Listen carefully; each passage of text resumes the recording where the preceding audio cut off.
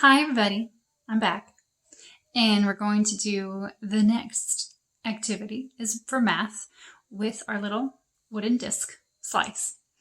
And I call this my flipper flopper.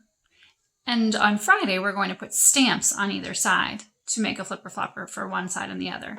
Right now, I'm going to use some stickers. You could also do this at home. We got these in the mail for free, and they're the perfect little size. So I'm going to use a little fox sticker for one side of my flipper flopper, like that. And I'm going to use a little bear on the other side. Bear, fox, flipper flopper. I'll show you how we're going to do it.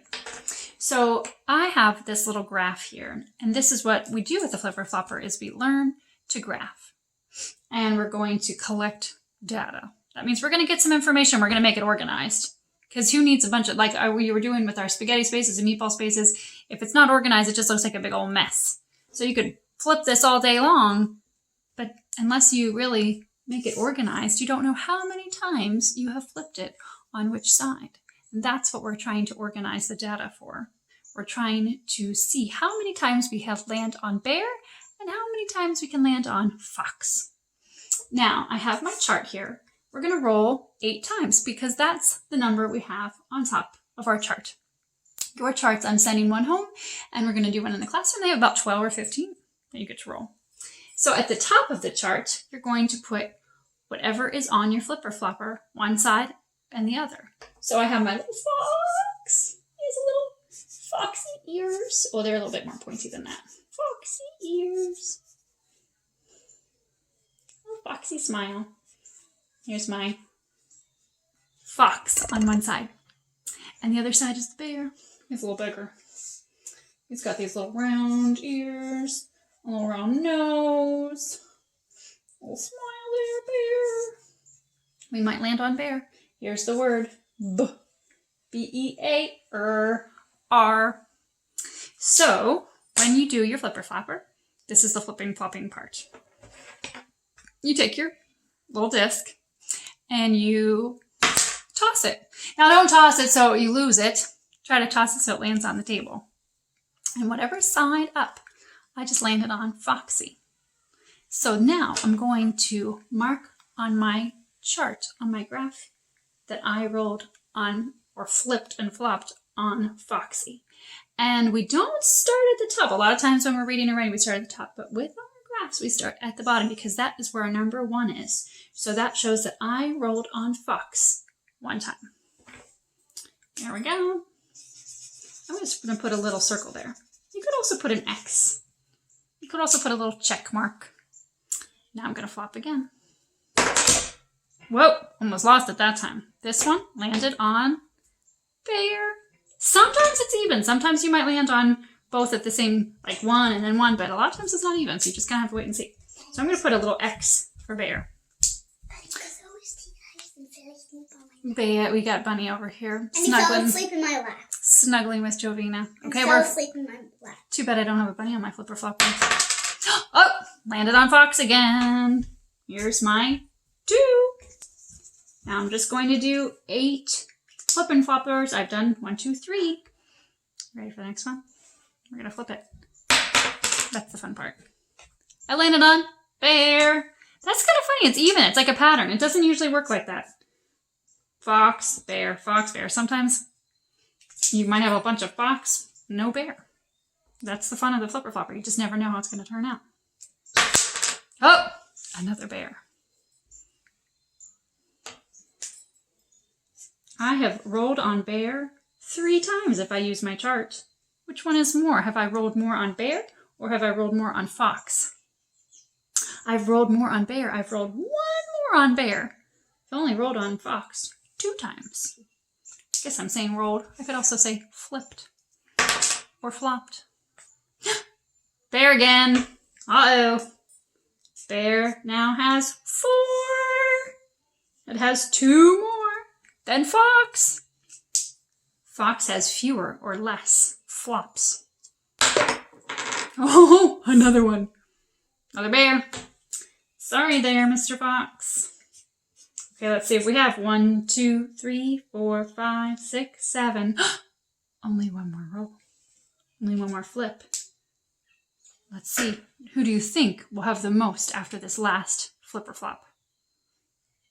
I think even though I only have one more roll, I don't think the fox could catch up all the way.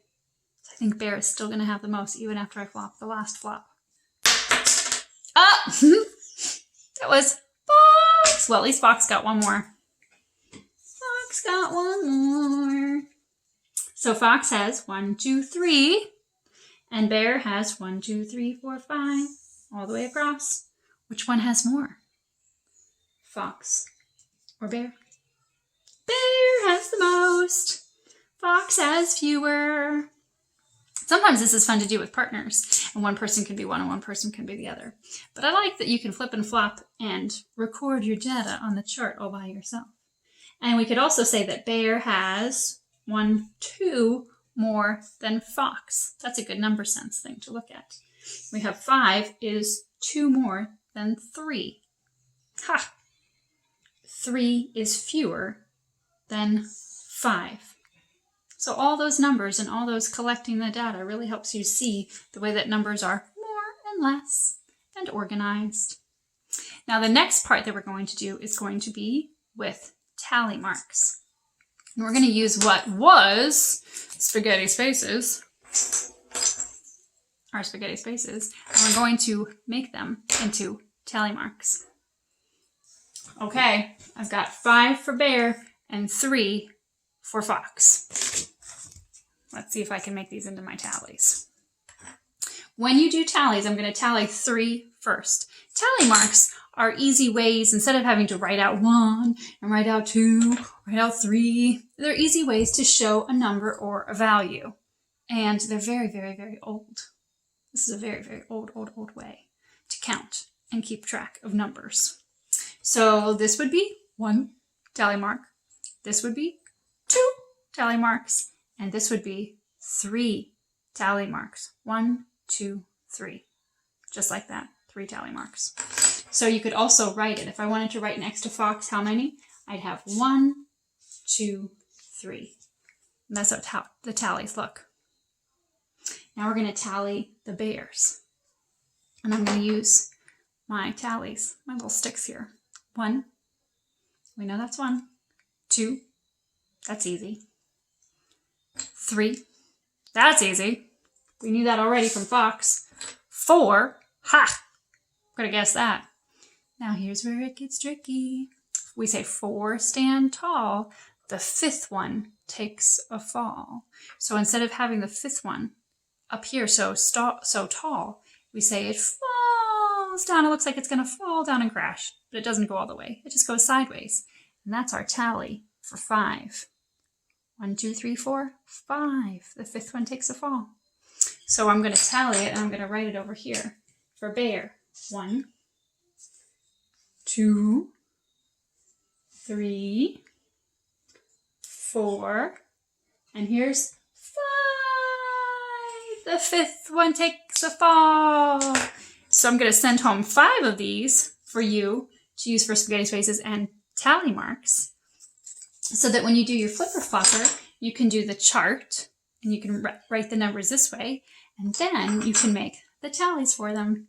You can do the tallies with the sticks and write them at the top. This was the tally for, do you remember how many? 3, and it's right there for you. And this is the tally for 5, and there's our number there for you. So there's different ways to organize our information, show our numbers, and have a little bit of math fun too. Happy learning!